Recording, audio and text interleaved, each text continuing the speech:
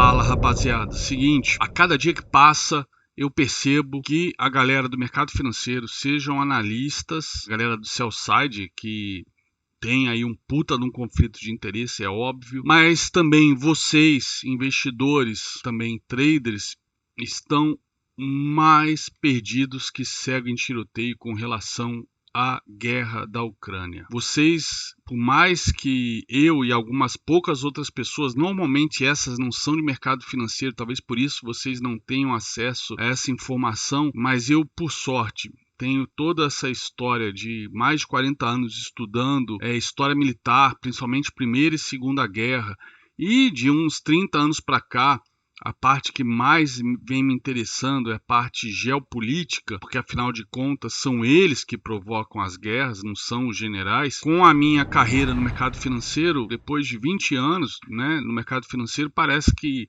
esses dois conhecimentos vieram se casar como unha e carne, E eu venho falando isso já há muitos meses. A guerra dia 24 faz 7 meses e antes mesmo dela começar, inclusive por coincidência na véspera, eu falei, quando todo mundo dizia que a guerra não aconteceria, que a Rússia estava só botando pressão, eu falei que a guerra iria acontecer pelo cenário geopolítico e pela importância da Ucrânia como um tampão entre todos os exércitos invasores, seja os que vieram do Ocidente ou do Oeste ou da Europa para invadir a Rússia, seja também ali como ponto de passagem dos exércitos que vieram da Ásia para invadir a Europa. Então estamos falando desde os bárbaros, os hunos, como também os mongóis.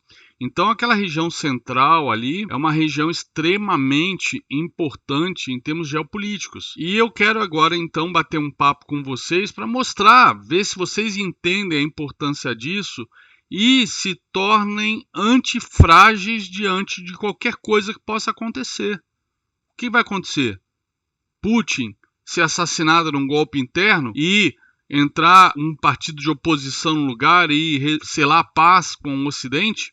Ou entrar o Dmitry no lugar do Putin e a coisa escalar mais ainda, já que ele é o que mais fala explicitamente em armas nucleares, em defender os territórios que vão ser anexados por referendo, com fraude ou sem fraude, neste final de semana.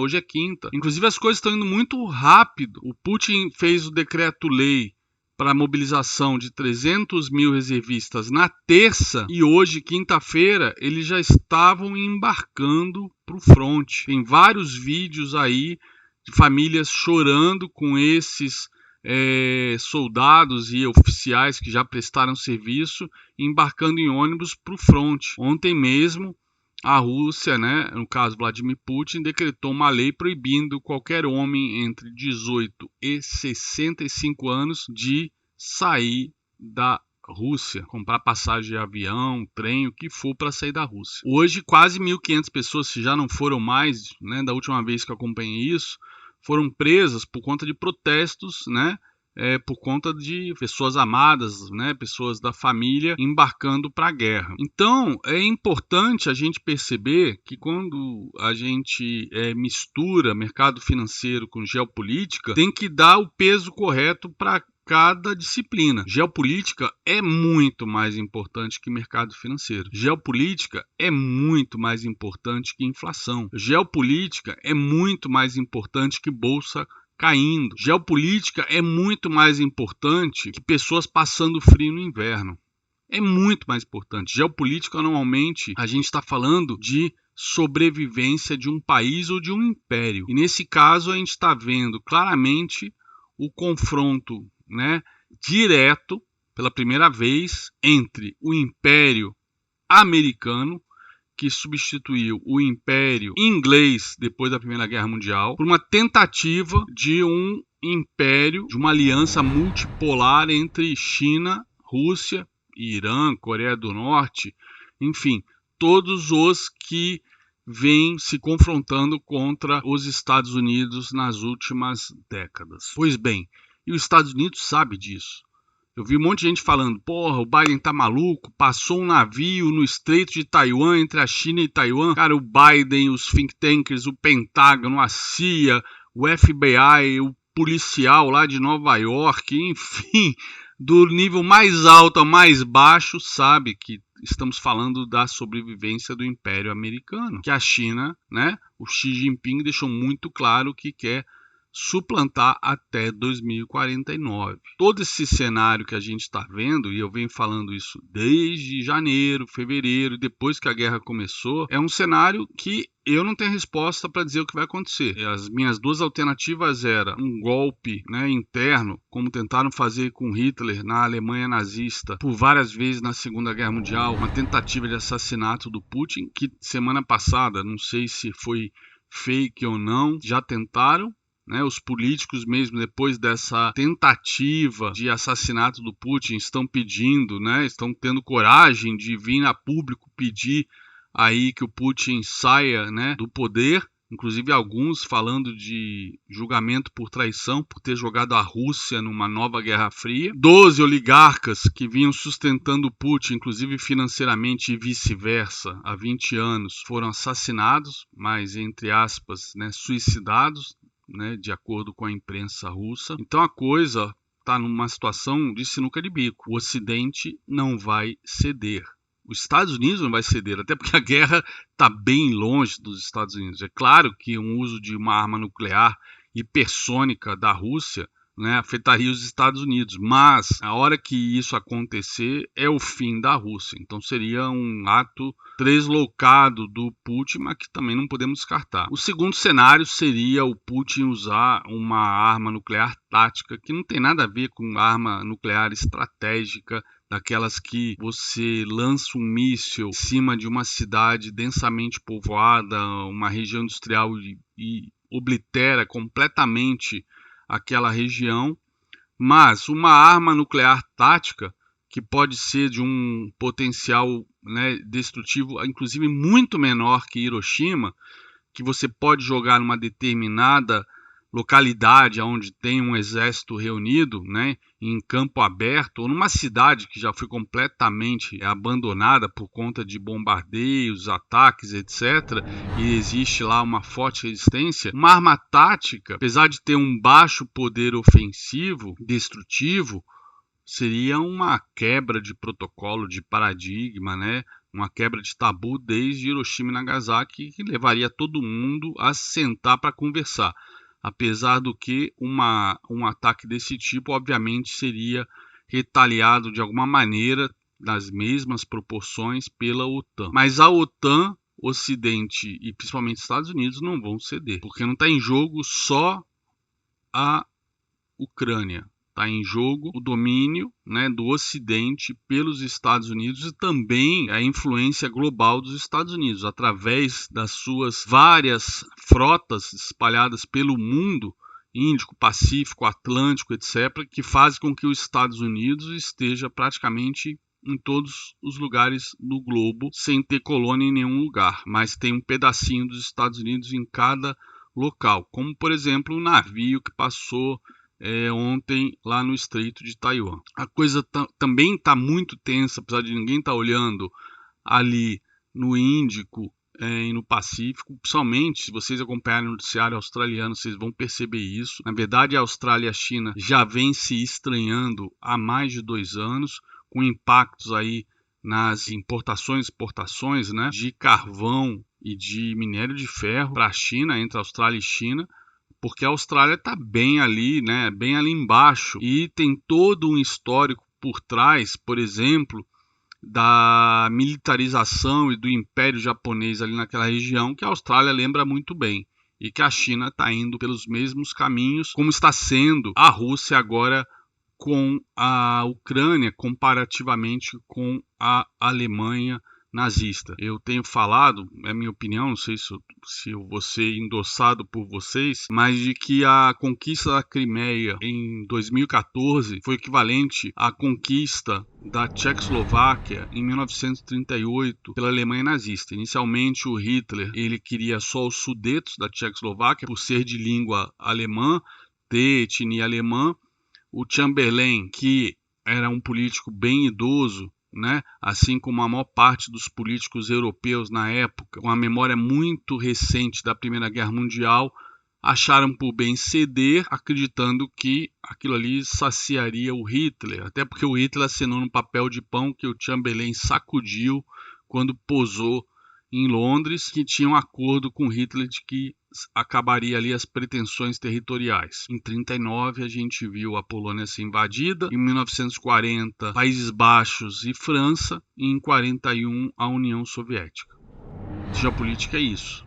Por isso que o Ocidente não vai ceder para o Putin, mesmo que haja referendo, mesmo que nem seja fraudado esses referendos, que eu acho difícil de afirmar, esses referendos que vão acontecer agora para referendar se a região ali de Donbás, que era inicialmente a única região que a Rússia estava alegando que estava sendo atacada por neonazistas, etc., que tinha etnia Rússia, tudo mais, né? Além da região de Donbás, Zaporizhzhia, que tem a maior usina nuclear da Europa, a toda aquela região ali do sul da Ucrânia, além da própria Crimeia, né? E se o Ocidente, por alguma razão, cedesse, quem garante que ele não vai querer depois Odessa, ou aquela região ali, aquele pequeno enclave, que se não me engano é Moldávia, que também de etnia russa,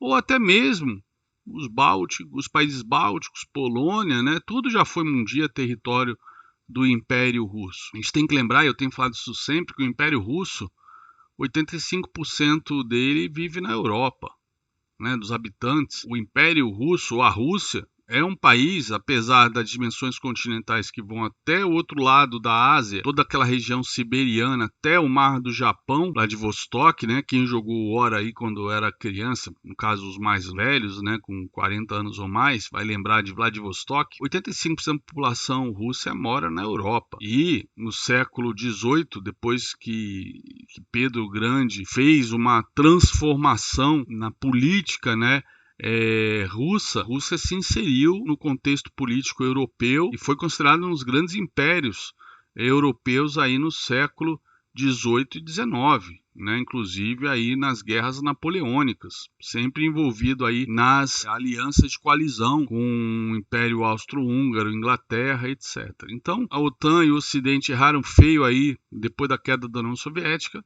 deixando a Rússia numa situação bastante frágil, né?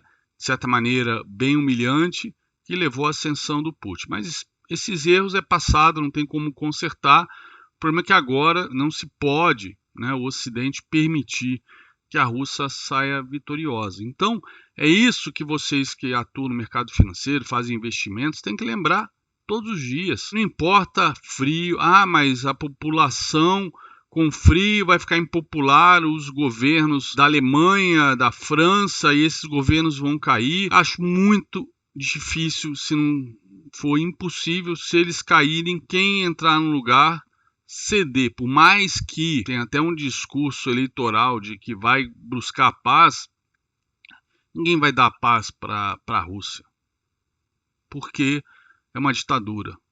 E a gente, no caso eles, tem uma história aí bem vívida, né, da Primeira Guerra e Segunda Guerra Mundial. Então é isso, vocês têm que ter em mente, não ficar acreditando em conto de carochinha. A bolsa pode subir, pode cair até lá, mas no momento que a coisa realmente ficar feia, vai vir aparecer um monte de gente dizendo que foi cisne negro, e de cisne negro não tem nada. O que tem é ignorância geopolítica ou mesmo má fé por parte das pessoas que vocês acompanham do mercado financeiro, que não sabem porra nenhuma, só sabem olhar planilha e vem prejuízo, né, gás subindo, inflação, e acha que isso é o suficiente para interromper a guerra. Eles não têm a mínima puta ideia do que estão falando merda. Então a ideia desse vídeo aqui é fazer, não vou entrar muito longe na história para não cansar vocês, mas vou começar aqui na Primeira Guerra Mundial. Eu podia ir até a Guerra Franco-Prussiana em 1971, né, 70-71, entre a Alemanha recém-unificada e a França, onde a Alemanha conquistou a Alsácia-Lorena, né?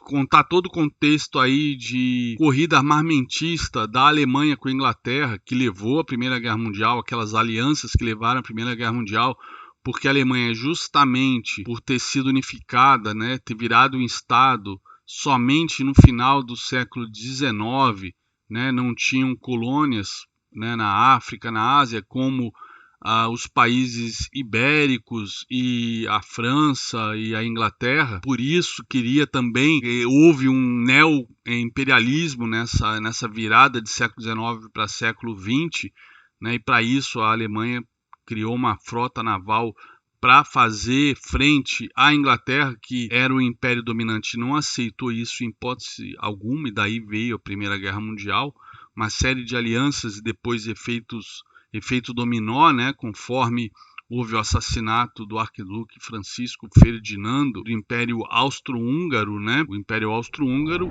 era o que sobrou do Sacro Império Romano Germânico, do qual, inclusive, foi um dos fatores que levou a Alemanha não virar um Estado até o século XIX. O Sacro Império Romano Germânico, que durou 1000 anos, ele foi finalizado, né, com Napoleão, com as guerras napoleônicas, quando ele criou a Confederação do Reno, juntando alguns estados alemães e a Prússia. Dali começou a nascer um Estado alemão e que, por conta disso, tardiamente veio a Revolução Industrial, que tinha começado um século antes na Inglaterra, que também chegou tardiamente na França, mas por último na Alemanha. E conforme a Alemanha se unificou e se industrializou no final do século XIX, veio peitar a Inglaterra e tivemos a Primeira Guerra Mundial, né? Assim como o Império Austro-Húngaro, né, peitou a Rússia na região dos Balcãs, que foi ali, inclusive ali que começou a Primeira Guerra Mundial. Enfim, tudo é história. Se vocês estudarem história, vocês vão entender, inclusive estudar a história das guerras lituanas polonesas contra a Rússia, a guerra da Suécia contra a Rússia, a própria guerra da Finlândia contra a União Soviética na Segunda Guerra Mundial, são coisas que estão, né, pode até serem coisas do passado, mas que estão presentes na cultura desses povos. Lembro até hoje um babaca que era bolsista do Paraguai na Marinha, que uma vez eu saí no palco com ele porque eu fiquei indignado. A gente estava fazendo Ordem Unida, passamos marchando na frente da bandeira brasileira e ele cuspiu. Fiquei puto da vida. Além de ser repetente, estava, desrespeitando o Brasil, que estava bancando tudo para ele. Efeito o quê? Guerra do Paraguai há 120 anos atrás, né? No caso, na época que eu estava na Marinha. Isso tudo faz parte da cultura desses povos que fica permeado no DNA por séculos e séculos. Então tivemos aqui rapidamente, né? Aqui o mapa aqui da Primeira Guerra Mundial, até onde a Alemanha conseguiu invadir na Alemanha, né, e o Império Austro-Húngaro dentro do território russo, tá? Mas vamos seguir adiante, né, na próxima tela, para vocês entenderem um pouquinho. Inclusive, queria mostrar para vocês, eu comecei a ler esse livro hoje. São 2 volumes, esse aqui é o primeiro volume. Eu li esse livro provavelmente há uns 30, 35 anos atrás. É a história da Segunda Guerra Mundial contada justamente pelo Eisenhower. Para quem não sabe, o Ike, como ele era conhecido, o general Eisenhower, ele foi comandante em chefe do fronte europeu, responsável pela invasão da Normandia, né? Comandante em chefe. O cara era tão foda que depois da Segunda Guerra Mundial ele foi eleito presidente pelo Partido Republicano por 2 vezes, tá? E aí você lê a maneira como ele enxergou a política antes da Segunda Guerra Mundial e como é que foi durante a Segunda Guerra Mundial. Eu lendo esse livro agora, 35 anos depois, putz, quantas coisas eu não aprendi nesses 35 anos, né? Tá sendo sensacional a leitura, até porque eu não lembrava mais nada do que eu tinha lido. Isso que é bem legal. Vamos lá, aqui é um mapinha da Europa. Acho que eu não peguei o melhor mapa com resolução, mas é um mapinha da Europa durante a Segunda Guerra Mundial. Aqui em azul, galera, vocês estão vendo em azul todo o território conquistado pelo eixo. Nesse caso é Alemanha e Itália, apesar do que a Itália fazia figuração aqui, né? mas todo o território conquistado pelo eixo, tá? Então aqui o Reich alemão, tá? A zona que ele conquistou dentro da França, né? E aqui também, inclusive, aquela zona livre, entre aspas, né? Que era um estado vassalo, né? Fantoche, governado, inclusive, pelo grande herói da Primeira Guerra Mundial, general...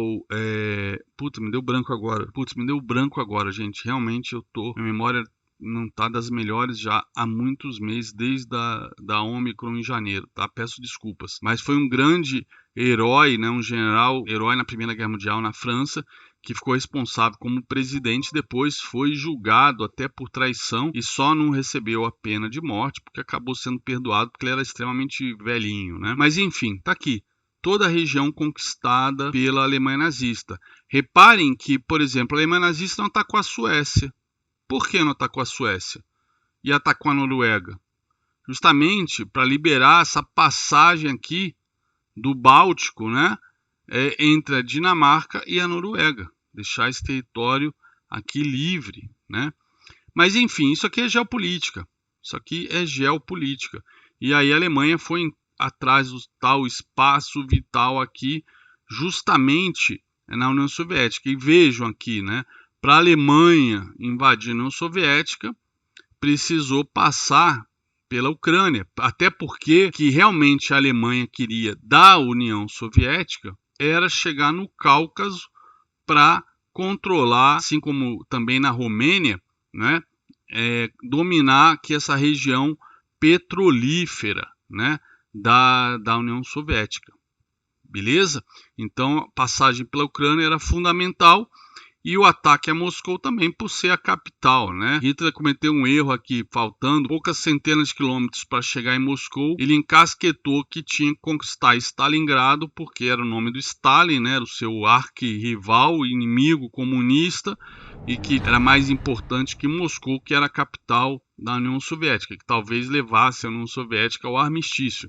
Não sabemos se a União Soviética abandonaria Moscou, né, como fez na época das guerras napoleônicas, em 1812, e Hitler entraria numa Moscou completamente vazia, né? Enfim, isso é especulação. Então tá aqui, esse é o mapa da Alemanha. Agora, o que me chama a atenção, né, que eu estava lendo justamente agora aqui no livro do biográfico do Ike, era o teatro justamente do Pacífico, é o trecho que eu estou lendo, que é justamente quando os Estados Unidos entrou na Segunda Guerra. Tá aqui, ó. Deixa eu aumentar para vocês. Essa linha azul aqui é justamente, né, o território ocupado, conquistado, né, a expansão máxima do Japão na Segunda Guerra Mundial. E eu estou lendo justamente nesse trecho do livro agora que a primeira missão do Eisenhower, antes de ser o comandante em chefe lá do Japão, era criar um corredor para manter a Austrália na guerra. Apesar dele ter tido a frota do Pacífico praticamente destruída, com exceção dos porta-aviões que por acaso não estavam em Pearl Harbor no dia 7 de dezembro de 41, alguns inclusive estavam navegando em direção a essa região conquistada pelo Japão. Logo depois começou a guerra oficialmente no Pacífico, né? Porque até então o Japão estava em guerra apenas com a China, conquistando territórios ali na China. Esses porta-aviões, obviamente, pelo uso estratégico deles, voltaram todos para Pearl Harbor, para São Francisco, né?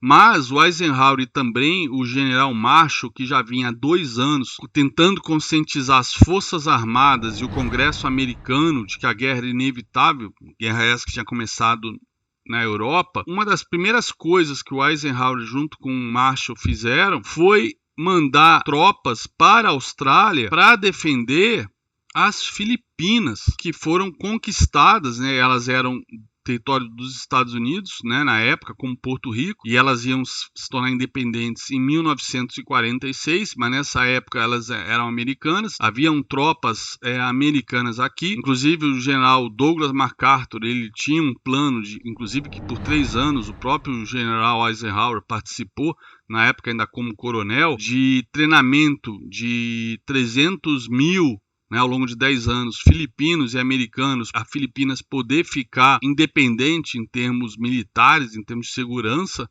tá?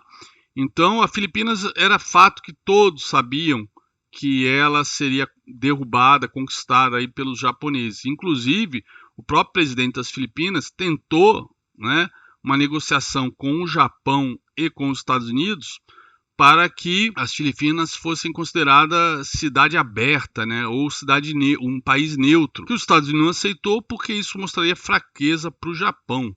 E o Japão, obviamente, iria rir, não mudaria em nada e conquistaria as Filipinas. E por que mandaram tropas, aviões para a Austrália?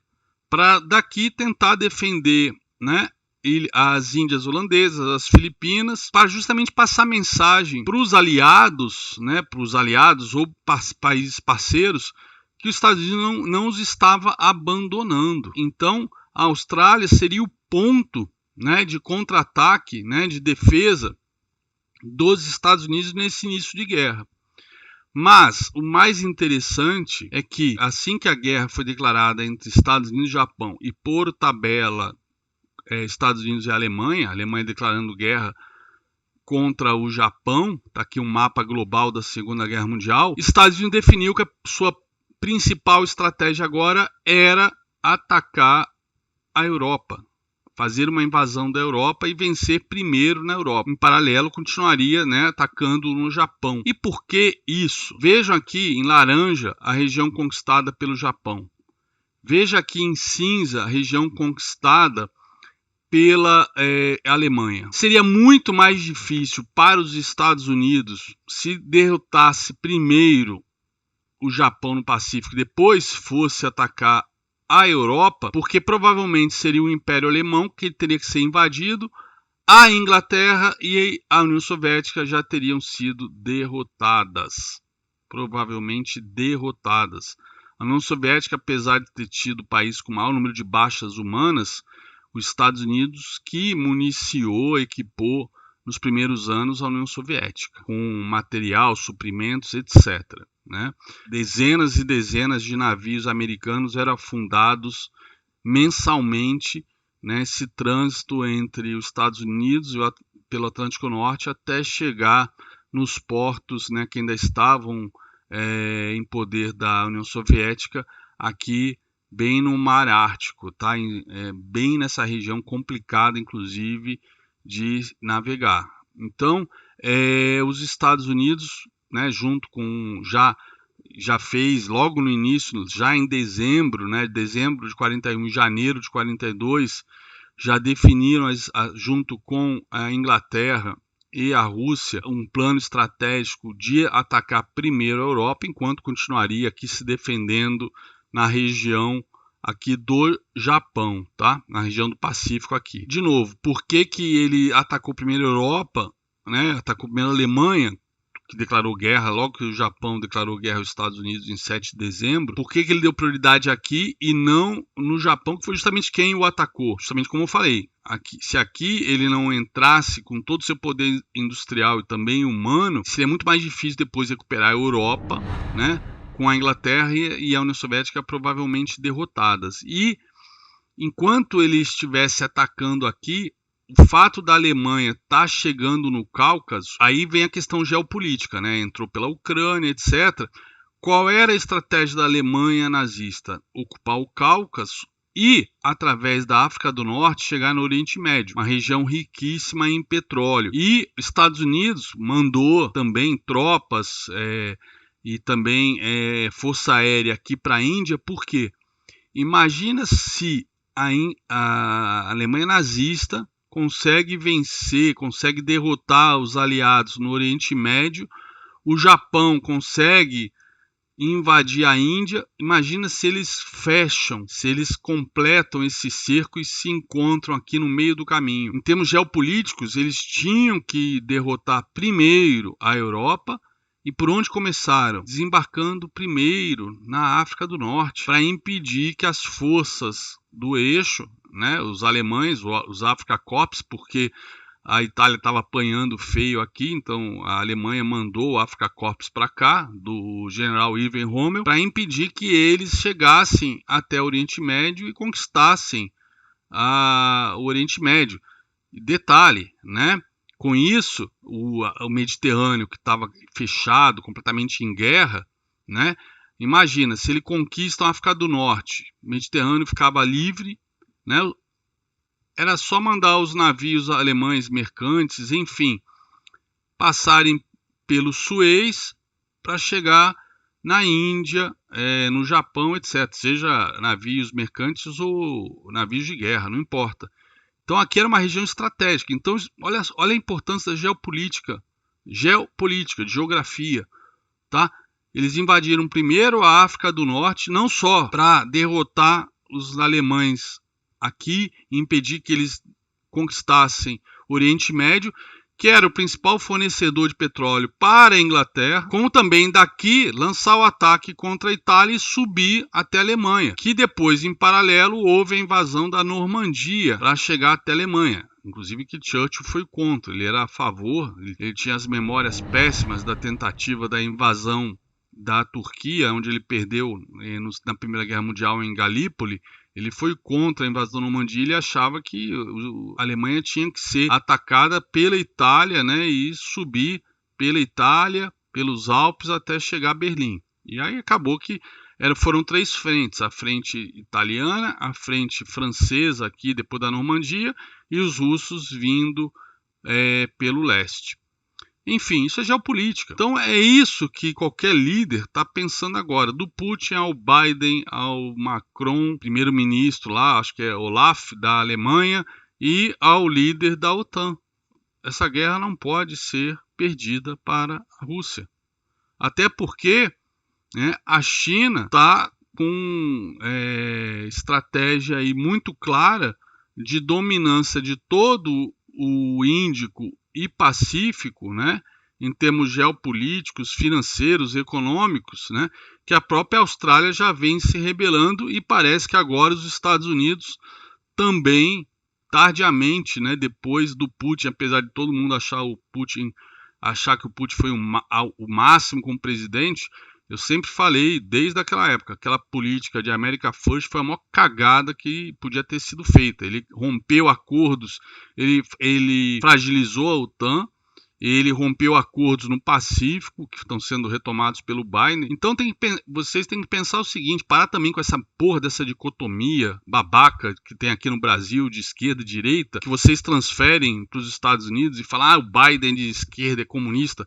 Cara, pode até ser que seja um partido mais, né, pró-social, como tem tantos na Europa, e outro mais conservador, mais livre de mercado, mas não existe essa merda de esquerda e direita, porra. Acabou a União Soviética, caiu o Muro de Berlim, só tem lá Venezuela, Coreia, Cuba.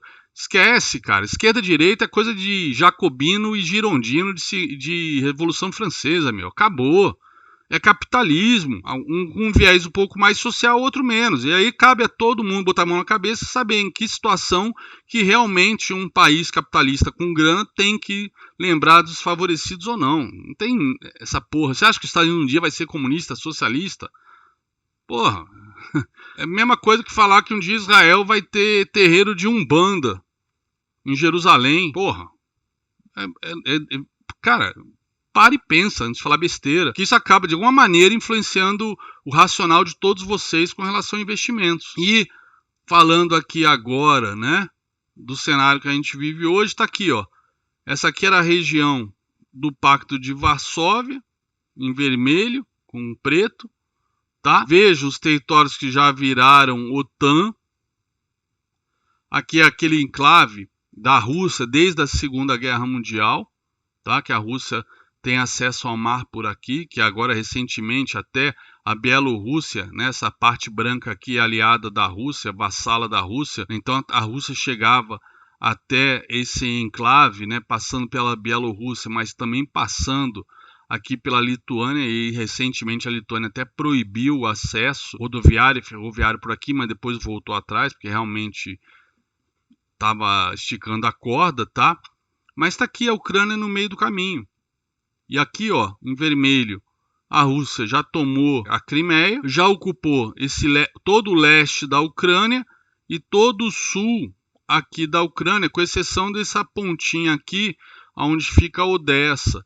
Mas aqui é a região industrial agrícola mais rica da Ucrânia, né? Além do que é a região, né, junto com a Crimeia, que dá acesso ao Mar Negro. Veja a localização da Ucrânia no meio aqui entre Rússia e OTAN. Nem Rússia quer perder essa guerra e nem a OTAN vai perder essa guerra. Então estamos numa sinuca de bico que eu não tenho a mínima puta ideia do que vai acontecer. Para mim pode ter duas opções que eu vejo até agora. E cada uma delas vai ter o seu desenrolar na sequência. Teoria dos jogos, né? A Rússia joga um artefato nuclear tático, alguma batalha, mas não seria em nenhuma cidade com população ucraniana, ou vai ser uma cidade que já foi abandonada por conta de bombardeio, ataques e de batalhas, ou em território aberto, né, entre o exército ucraniano e o exército russo. Algum território aqui nessa região. E a Ucrânia jogaria um artefato tático, né, nuclear tático, de potencial muito menor que de Hiroshima, né, mas suficiente para quebrar um paradigma e levar todo mundo a sentar e discutir alguma alternativa. Qual seria essa? Eu não tenho a mínima ideia. Uma segunda alternativa, um golpe interno, né, talvez o assassinato do Putin, um atentado, ou alguém chegando e dando um tiro na testa desse ditadorzinho metido a czar. Só que quem vem depois? A oposição ou vem alguém de linha mais dura que o próprio Putin, como tantos que já estão aí falando do uso de arma nuclear aos quatro ventos há meses. Não é à toa, deixa eu até ver se eu acho essa imagem. Ah não, eu tenho só o vídeo. Mas eu mostrei ontem o vídeo, né, a reunião do Putin com os principais líderes das empresas de armas da Rússia, numa mesa assim gigantescamente grande, ele a 25 metros de todo mundo, assim, do outro lado. Por que esse nível de segurança, né? Porque ele sabe que os oligarcas e políticos de oposição, e talvez até políticos já foram dos aliados dele, estão querendo acabar com essa guerra justamente pelo aspecto financeiro. Mas ele como líder, depois de ter começado, ele não pode perder isso. Seria fatal para ele, seria o fim dele, tá? Então ele não vai aceitar como líder. Por isso que eu falo, ou eliminam o cara num golpe interno, ou talvez até, né, um ataque aí cirúrgico por drone, sei lá, alguém da CIA, enfim, mas seria meio que um ataque suicida, né, para alguém chegar perto dele e acabar com ele, mas como teve um atentado agora recentemente. Então, cada dia é um novo dia. E a qualquer momento vocês podem acordar de manhã e encontrar de repente o SP500 e o Nasdaq já em circuit breaker por conta de alguma merda que aconteceu lá na Europa nessa guerra, tá? Então, sejam antifrágeis, parem de ser polianas e entendam que geopolítica é muito mais importante do que um crash, uma recessão ou inflação, até mesmo batendo recorde. Geopolítica é a sobrevivência dos países, dos impérios. E o objetivo não é evitar perdas, né? Perder dinheiro com inflação, desvalorização de moeda, bolsa caindo, desemprego. O objetivo é que o seu inimigo, o seu adversário, perca muito mais do que você. Você vai perder, mas o seu inimigo tem que perder muito mais. Esse é o objetivo de uma guerra, esse é o objetivo da geopolítica. Então não fiquem pensando que inflação, frio no inverno, crash da bolsa, desemprego vai interromper, infelizmente, esse círculo vicioso que o Putin nos colocou. Tudo bem, provocado, obviamente, pela OTAN, tá aqui, tá óbvio isso, mas isso é passado.